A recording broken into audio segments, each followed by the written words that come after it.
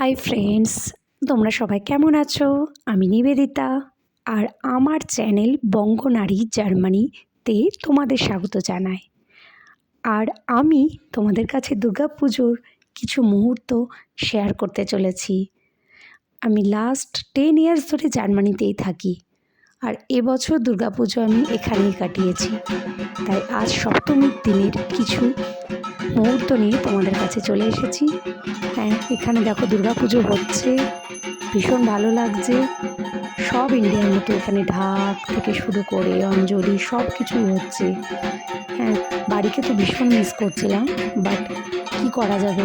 তো এখানেই আমি এবার জার্মানিতে ভীষণ ভালো লাগছে, পুজো কাটাচ্ছি। এখানে সবাই এসেছে, সব যে যেখান থেকে পারে সব নিজের অফিস কাজ কর্ম ছেড়ে শুধু এই 4টে দিনের জন্য সবাই বসে থাকে, এবং তারা সবাই অ্যাটেন্ড করার জন্য এসেছে।